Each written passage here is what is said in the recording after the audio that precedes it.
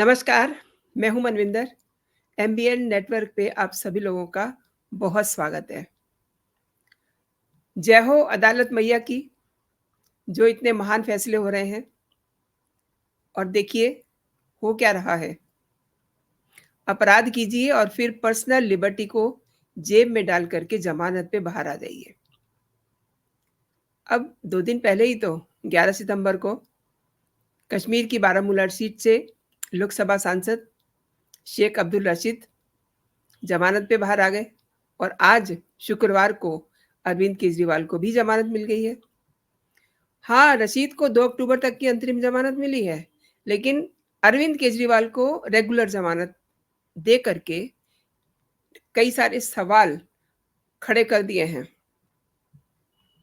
लेकिन आप ये भी तो देखिए कि इस बेल का फ़ायदा क्या है? जेल गए थे बतौर मुख्यमंत्री, लौटे हैं एक आम आदमी की तरह, क्योंकि उनके सारे जो अधिकार थे, वो तो स्नैच कर लिए हैं। आम आदमी की तरह वो आए हैं, आम आदमी के सुप्रीमो भले ही रहे। अब देखिए 156 दिन तिहाड़ जेल में उन्होंने गुज़ारे हैं। कुछ दिन पहले के जो हैं उन्होंने अ, जाँच एजेंसी के साथ गुज़ारे थे, तो तिहाड़ में उन्होंने टोटल 156 दिन गुज़ारे। अब आज़ादी जो उन्हें मिली है, ये आज़ादी उन्हें तिल-तिल चुभेगी। और एक बात और है, केजरीवाल की ज़मानत ने एक नई बहस को जन्म दे दिया है। इन्हीं सब मुद्दों पे बात करेंगे दोस्तों। आगे बढ़ने से पहले आपसे मेरा वही विनम्र निवेदन, आग्रह, चैनल को सब्सक्राइब कर लीजिए। कंटेंट अगर पसंद आ रहे हैं तो लाइक ज़रूर कीजिए, कमेंट भी कीजिए। अच्छा, सबसे पहला सवाल तो ये है कि अगर गिरफ्तारी जायज़ है तो ज़मानत क्यों? लेकिन हमारे देश का रिवाज नहीं है जुडिशरी पे कोई कमेंट करने का। जुडिशरी जो करती है सही करती है, लेकिन इस फैसले में दोनों जजेस के मत जो थे वो एक नहीं थे।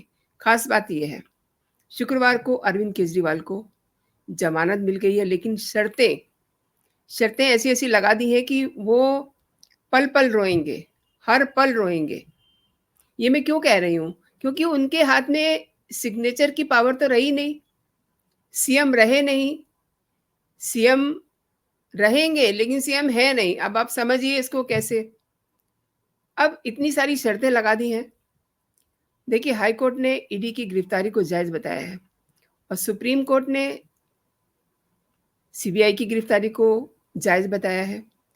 लेकिन आप ये कह सकते हैं कि ये जो बेल है, कंडीशनल है। कई सारी कंडीशन है इस पे। पहले जेल वाला सीएम था, अब ये बेल वाला सीएम बन गया है। तो पहले ज़रा देखते हैं कि शर्तें क्या लगाई हैं कोर्ट ने, क्योंकि वो देखना भी बड़ा दिलचस्प होगा।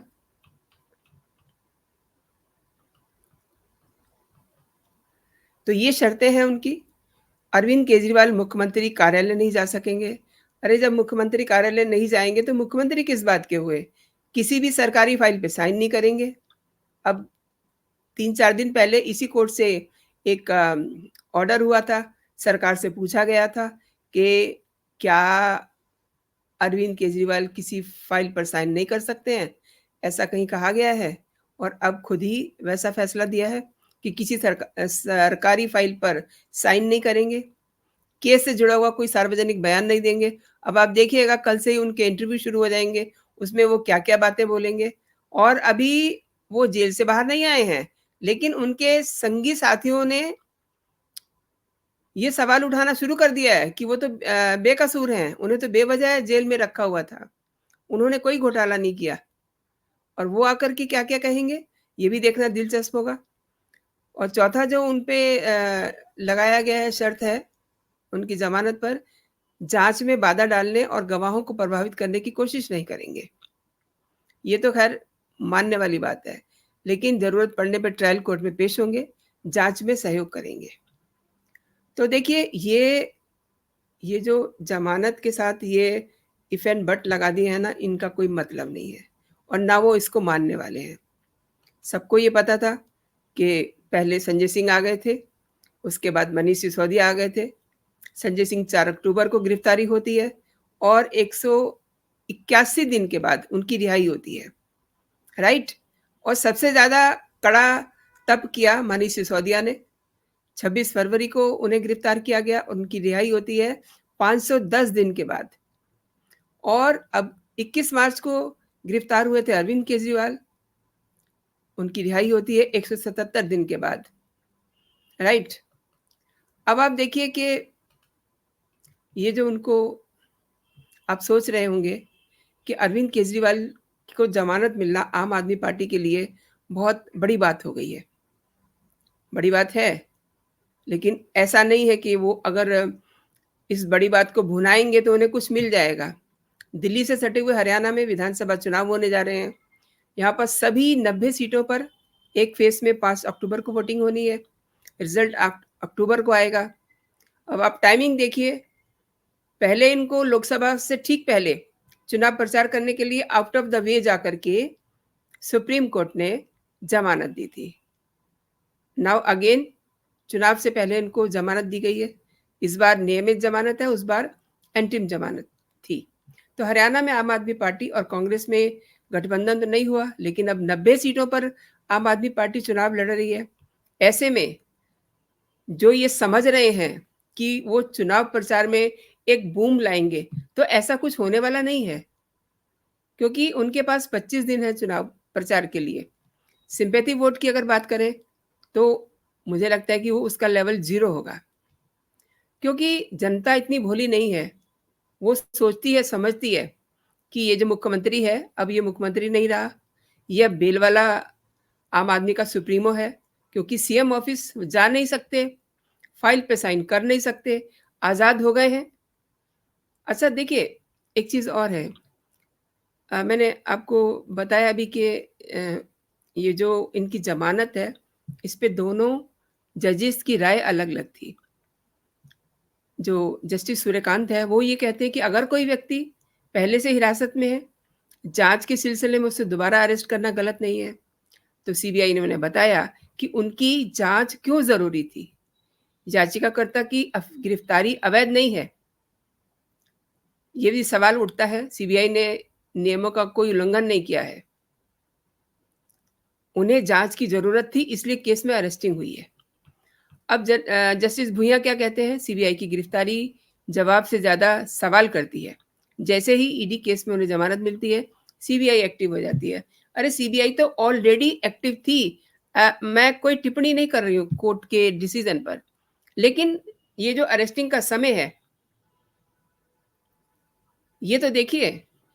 अब वो क्या कह रहे हैं कि सीबीआई को निष्पक्ष दिखना चाहिए, हर संभव प्रयास करना चाहिए कि गिरफ्तारी में मनमानी ना हो, जाँच एजेंसी को पिंजरे में बंद तोते की धारणा को दूर करना चाहिए। अब इस पे तो कोई कमेंट नहीं कर सकते। जो कोर्ट कह रही है, ठीक कह रही है, उन्हें ज़मानत दे दी गई है, शाम तक मेबी वो रिहा हो जाएँ। अच्छा, इससे पहले भी लोग ज़मानत पा चुके हैं।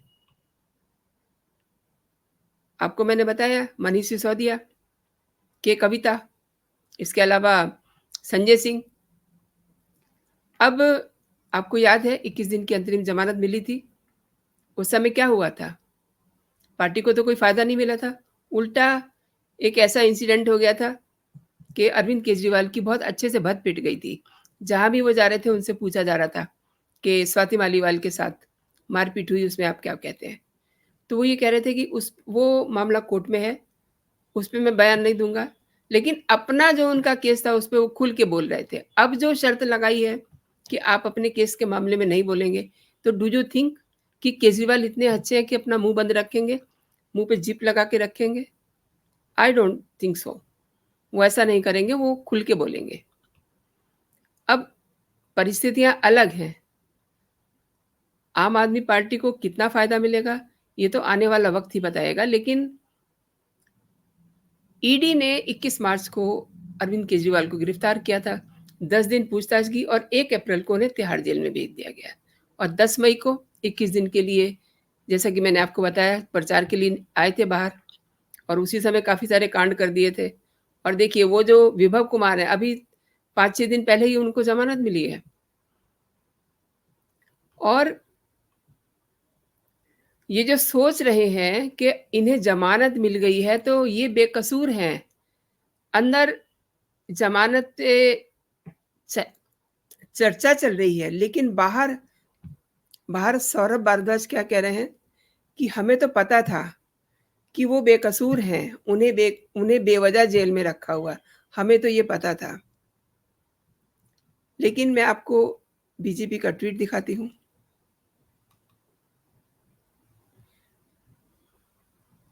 इसमें क्या कहा गया है? अरविंद केजरीवाल के मामले में सर्वोच्च न्यायालय ने ये स्पष्ट कर दिया है कि उनकी गिरफ्तारी जायज़ है, वैध है, उन पर आरोप जायज़ हैं, वो बेकसूर नहीं है और केजरीवाल को शर्तों के साथ ज़मानत मिलना कोई ख़ास उपलब्धि नहीं है। मुकदमा चलेगा और शीघ्र ही उन्हें लंबी सज़ा होगी। केजरीवाल ये याद रखें कि जयललिता, लालू यादव, मधु कोड़ा जैसे मुख्यमंत्रियों की सूची में उनका नाम जुड़ गया है, उन्हें भी ज़मानत मिली है और शीघ्र ही सज़ा पाकर के वो फिर से जेल जाएँगे। और जिन शर्तों पर अरविंद केजरीवाल को ज़मानत मिली है, उसके चलते केजरीवाल को ज़मानत बेशक मिली हो, उन्हें अब मुख्यमंत्री पद पर बने रहने का कोई अधिकार नहीं है और उन्होंने इस्तीफे की माँग भी कर डाली है। अब आप देखिए कि ये जो इतनी बातें कर रहे हैं संजय सिंह, मनीष सिसोदिया, पहले ज़रा मनीष सिसोदिया को सुन लेते हैं क्योंकि इन्हें नहीं है, बड़ी बुराइयाँ दिख रही झूठ भी एक्सपोज हुआ है।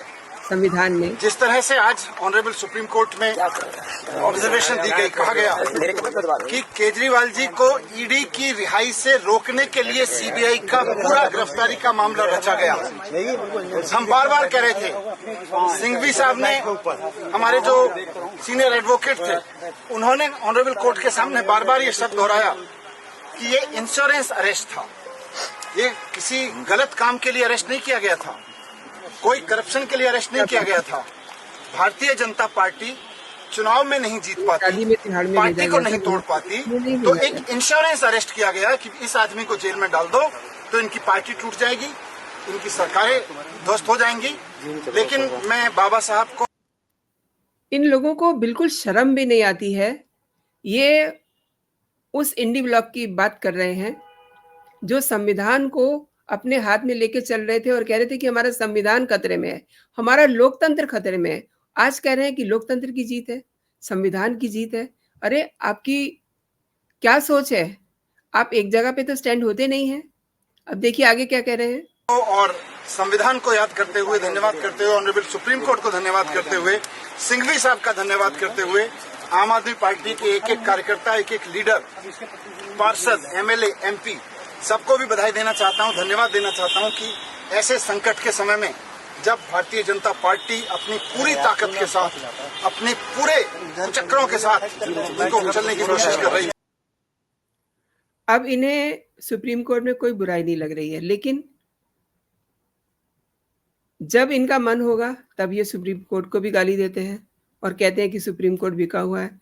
अभी आपने 2 दिन पहले ही देखा जब जेवाई चंद्रचूड़ के यहाँ गणपति पूजा में प्रधानमंत्री नरेंद्र मोदी जाते हैं पूजा के लिए, तो कितनी बातें बनती हैं कि इनकी तो कुछ सेटिंग होगी, इससे तो बहुत बड़े इम्पैक्ट आएंगे, ब्ला ब्ला, इस तरीके की बातें कर रहे थे। लेकिन आज इन लोगों की नज़र में सुप्रीम कोर्ट बहुत अच्छा हो गया है और सुप्रीम कोर्ट अपने हिसाब से फैसले दे रहा है। अब ज़रा इन्हें भी सुन लेते हैं, ये क्या कह रहे हैं। क्लब में आज अरविंद केजरीवाल भी शामिल हो गए। माननीय सुप्रीम कोर्ट ने एक बेहद गंभीर टिप्पणी आज की है, जमानत देते हुए कि अरविंद केजरीवाल की गिरफ्तारी लीगल थी। इसका मतलब शराब घोटाले में अरविंद केजरीवाल की संलिप्तता, अरविंद केजरीवाल की भूमिका 100% है और बेल मिलना कोई अपवाद नहीं है। बड़े से बड़े अपराधी लालू यादव रहे हों, मधु कोड़ा रहे हों, जिन्होंने घोटाले किए, ये लालू यादव चारा घोटाले में बेल मिली, बाद में कन्विक्ट हुए, जेल गए। अरविंद केजरीवाल को भी बेल मिली है और मुझे उम्मीद है कि जो आज टिप्पणी माननीय कोर्ट ने की है कि गिरफ्तारी लीगल थी, इसका मतलब साक्ष्य है जांच एजेंसी के पास, सबूत है जो कोर्ट के सामने रखे गए, इसलिए कोर्ट ने कहा कि गिरफ्तारी लीगल थी। बेल मिलना है, कोर्ट का प्रोसीजर है, हमें उसमें कोई हैरानी नहीं है। लेकिन जिस तरह की पाबंदी अरविंद केजरीवाल पर लगाई गई है कि आप सीएम के दफ्तर नहीं जा सकते, फाइल साइन नहीं कर सकते, इस केस पे कोई टिप्पणी नहीं कर सकते, विदेश नहीं जा सकते। तो अरविंद केजरीवाल, अगर आप में जरा से भी नैतिकता है तो आपको आज तुरंत इस्तीफा देना चाहिए, क्योंकि ऐसे आदमी को दिल्ली का मुख्यमंत्री बने रहने का अधिकार नहीं है, जो मुख्यमंत्री कार्यालय में घुस भी न सकता। तो एक नई बहस छिड़ गई है अरविंद केजरीवाल की जमानत से और रशीद इंजीनियर की जमानत से। जब ऐसे ऐसे लोगों को जमानतें दी जा रही हैं तो सवाल तो उठेंगे ही ना, लोग सवाल करेंगे, अब उनके जवाब भी देने पड़ेंगे। अब देखिए, इन्होंने यही तो कहा है कि लालू यादव, मधु कोड़ा जैसे जयललिता इस समय नहीं है दुनिया में, लेकिन उनकी श्रेणी में ये आ गए हैं और इतना तय है। अब फैसलों की बात करें तो 32 साल लग जाते हैं। अभी आपने देखा किस तरीके से जिन बच्चियों के बलात्कार में एक फैसला आया 32 साल के बाद। इनके फैसले में कितना समय लगेगा नहीं जानते, लेकिन हाँ, इन्हें भी लंबी सजा ज़रूर मिलेगी। इन्हें फिलहाल जमानत जो मिली है शर्तों में मिली है, लेकिन जल्दी ही ये सजा ज़रूर पाएंगे, जेल ज़रूर जाएंगे। अब एक चीज़ मैं आपको और बताती हूँ।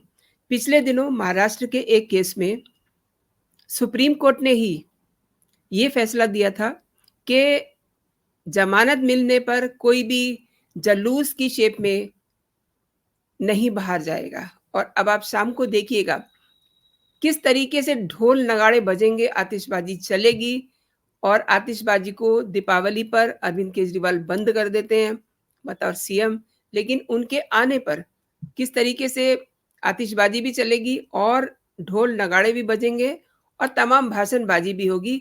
और इस तरीके से आएंगे जैसे कि उन्होंने, अगर आज वो आते हैं तो मोस्ट प्रोबेबली तो वो आज ही आ जाएंगे, कल भी आ सकते हैं, ये पेपर फॉर्मेलिटी पर डिपेंड करता है, लेकिन वो आएंगे एक जुलूस की तरह।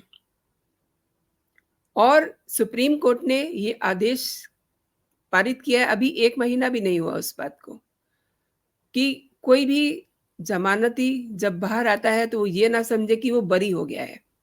वो जमानत पर बाहर आया है, इसलिए अदरवाइज भी कोई जलूस निकालने की जरूरत नहीं है। इससे आम लोगों को असुविधा होती है। और कौन सा किले को फतेह करके आ रहे हैं अरविंद केजरीवाल, जो इतने जलूस की तैयारी हो रही है, इतने जश्न की तैयारी हो रही है, जो देखी जा रही है खबरें, उनमें ये दिख रहा है कि बहुत बड़ा कोई इवेंट होने जा रहा है, क्योंकि अरविंद केजरीवाल जेल से आ रहे हैं।